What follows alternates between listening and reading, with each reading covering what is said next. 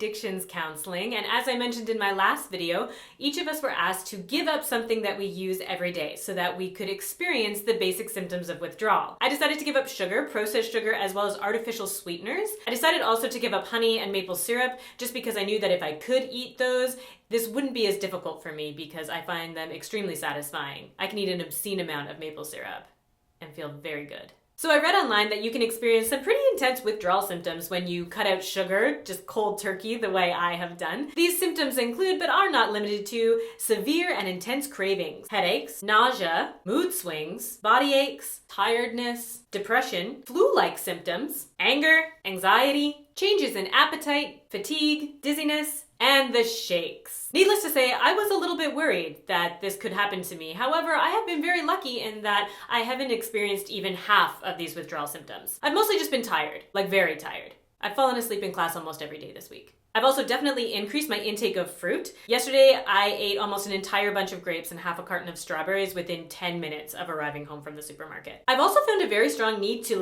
inventory the sugar around me so that I know if I do get a craving, I'll have access to sugar even if I don't want it right at that moment. Like there's this vending machine at school, and every single day this week I went and checked to make sure that there was chocolate in it. Even though I had no intention of buying the chocolate, I needed to know that there was chocolate in the vending machine. And then I was walking down the street and I saw this homeless man and he had a box of Timbits beside him, and I actually went out of my way to go and look inside the box just to make sure that there were actually Timbits inside. There were.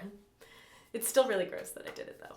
Also this week, I've been doing research for a school project on the addictive properties of sugar, which has been extremely informative as I go through all of these withdrawal symptoms. It turns out that sugar is an extremely addictive substance and it affects us much in the same way that a lot of drugs do. So I'm sure you've all heard of dopamine. It's a neurotransmitter that is a key part of the reward circuit in our brains. So when we do something that releases an excess amount of dopamine into our system, like have sex or eat chocolate, fall in love, or do cocaine, we experience this huge pleasure high, and then we crash and come down for it, which makes us really want to re-experience that high. So we have the tendency to do that behavior over and over and over again. And that's what happens when we eat sugar. Not only do we get that awesome energy spike physically, we also get this amazing release of dopamine and opioids all throughout our system that gives us this huge rush of pleasure. One study out of Connecticut College showed that Oreos activate more neurons in the pleasure center of the brain than cocaine. My favorite thing I've learned about all of this, though, is that there is actually an evolutionary explanation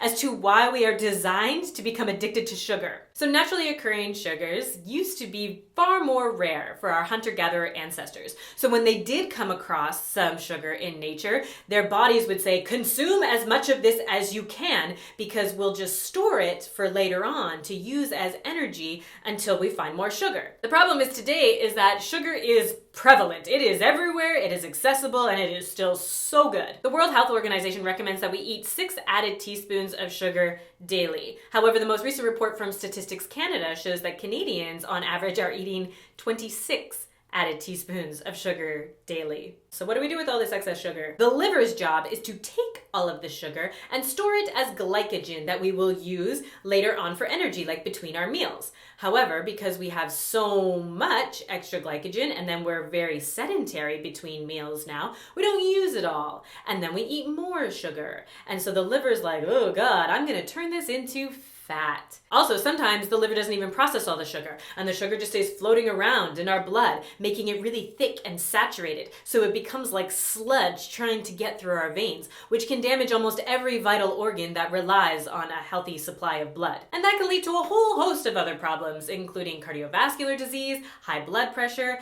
type 2 diabetes, liver cirrhosis, dementia. Not to mention that it also has a lot of psychological effects because it can worsen symptoms of anxiety as well as depression and schizophrenia. It also decays our teeth and it compromises the collagen in our skin, which makes us age faster and look like haggard. So basically, sugar makes us fat, sick, tired, anxious, stressed, possibly depressed. It is shortening our lifespan as well as decaying our teeth and destroying our skin. Which is why after these 2 weeks of addictions counseling, I've decided that I will continue to limit my sugar intake, though I probably will invite back honey and maple syrup.